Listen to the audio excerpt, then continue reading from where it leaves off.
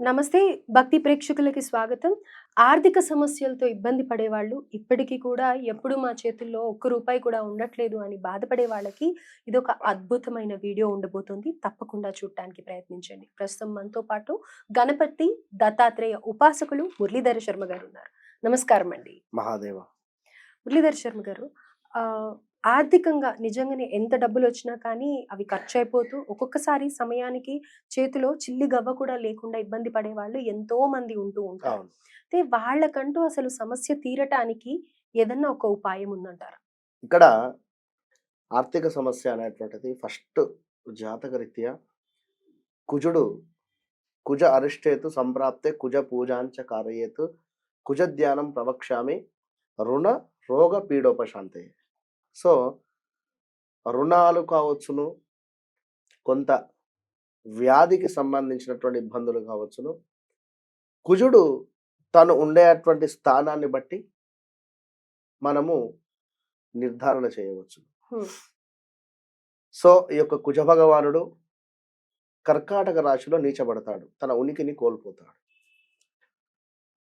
ఆ సమయంలో గాని, ఈ కుజుని దశ వచ్చినప్పుడు గాని, ఈ కుజునికి సంబంధించినటువంటి అంతర్దశలు వచ్చినప్పుడు గాని, లేదా భుక్తి వచ్చినప్పుడు గాని, హ్మ్. లేదా నవాంశంలో కూడా కుజుడు నీచబడిన దానికి సంబంధించినటువంటి దశ, అంతర్దశలు వచ్చినా కూడా వీరికి మనీ రిలేటెడ్ కానీ, మ్యారిటికల్ లైఫ్ ఇబ్బందులు కానీ, లేదా కొంత ఇల్లీగల్ రిలేషన్‌షిప్‌లోకి వెళ్ళడం గాని, లేదా పార్ట్నర్‌షిప్‌లో ఏమైనా గొడవలు తలెత్తేటువంటి సందర్భాలు గాని, అంటే ఇక్కడ మీరడిగినటువంటి ప్రశ్నకు నేను చెప్పేటువంటిది మరలా నేను మీకు ఎండ్ ఇస్తాను. మనీ రిలేటెడ్‌కు. ఇక్కడ డబ్బు అంటే కేవలము నేను చాలా వీడియోలో కూడా చెప్తూ ఉంటాను. డబ్బు అంటే కేవలం డబ్బు ఒక్కటే కాదు. మన భర్త చక్కటి ఆరోగ్యంతో చక్కగా పని చేయాలి అని మనం కోరుకోవాలి. వారు ఆ విధంగా ఉండాలి. అది కూడా లక్ష్మీ స్వరూపమే. హ్మ్. పిల్లలు కావచ్చును, మన తల్లి కావచ్చును, మన తండ్రి ఇట్లా అన్నీ కూడా. అయితే ఇక్కడ మనీ రిలేటెడ్ అంటున్నారు గనక, ఎవరైతే ఈ విధంగా జాతకంలో కుజుడు నీచబడి ఉన్నా, లేదా అద్భుతంగా ఉన్నా, ప్రెజెంట్‌గా కొంతమందికి ఇప్పుడు ఇందాకే ఒక కాల్ మాట్లాడడం జరిగింది. వారు జాబర్స్, ఆహ్, లైక్ గవర్నమెంట్ జాబ్. వారికి జనవరి, ఫిబ్రవరిలో ఐటీ పడుతుందట పాపం. ఫుల్ సాలరీ గూడా కట్ జేయడం జరిగింది వారికి. ఫుల్ సాలరీ గూడా అసలు రాలేదు. ఇన్‌కమ్ హ్మ్. టాక్స్‌లో కట్ అయిపోయింది. సో, అంటే ఒక్కొక్కరికి ఒక్కొక్క పరిస్థితి. అవును. నేనేమంటున్నా అంటే కొన్ని కొన్ని ముందుగా మనకు అర్థమయ్యేటువంటి పీరియడ్‌ను అనలైజ్ చేసుకొని, హ్మ్. కొంత మనం సేవింగ్స్ చేసి పెట్టుకుంటే ఇబ్బందికరమైనటువంటి పరిస్థితులు రావు. హ్మ్. సో, అసలు సేవింగ్స్ గూడా చేసుకోలేని పరిస్థితి మాది అనుకునేటువంటి వారు ఈ రెమెడీ చేయండి. ఓకే. సో, ఎవరైనా కూడా విన్నారా? ఆర్థికంగా ఇబ్బందున్నవాళ్ళు. ఆర్థికంగా మనీ రిలేటెడ్ ఇబ్బందులలో ఉండేటువంటి వారు ఒక 2 చక్కటి గులాబీ పూలను తీసుకోండి. హ్మ్. సెంటు గులాబీ కాదు, మామూలు గులాబీ. అంటే అదే బెంగుళూరు గులాబీ ఏదో అంటారు గదా! గులాబీలను తీసుకొని 2 వాటిని చక్కగా కూడా ఇది శుక్రవారం రోజు చేయాలి. హ్మ్. శుక్రవారం రోజు ఉదయము 5:40 నుండి 6:40 లోపు, హ్మ్.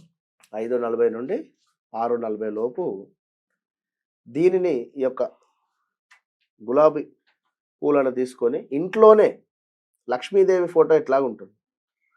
ఆ లక్ష్మీదేవి ఫోటో వద్ద పెట్టేసి చక్కగా కూడా లక్ష్మీదేవి అష్టోత్తరాలు గాని, లేదా కనకదార స్తోత్రం గాని, హ్మ్. లేదా శ్రీ సూక్తం గాని, ఇవేవి మేము చదవలేము అనుకునే వాళ్ళు మహాలక్ష్మీ నమః అనుకోండి, లేదా శ్రీయై నమః, హ్మ్. శ్రీయై నమః అనుకోండి సరిపోతుంది. ఈ విధంగా 108 సార్లు జపం చేసి చక్కగా అమ్మవారుకు పరమన్నం అంటే ఎంతో ప్రీతి. అవును. పాలతో చేసినటువంటిది.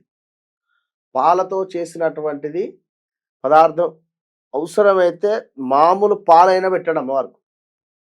విన్నారా? కుదిరితే సేమియా చేయండి, లేదా సిరా చేయండి, లేదా పాయసం అంటారు సేమియా పాయసం లైక్, లేదా సాబ్దానాలు ఉంటారు సాబ్దాన పాయసం కూడా బాగుంటుంది. హ్మ్. ఏది చేసినా కూడా అందులో చక్కగా కూడా కమ్మగా పచ్చకర్పూరము, ఇలాచి హ్మ్. ఈ పొడిని వేసే ప్రయత్నం చేయండి. ఆ సువాసనకు అమ్మవారు ఎంతో ముగ్ధురాలైపోతుంది.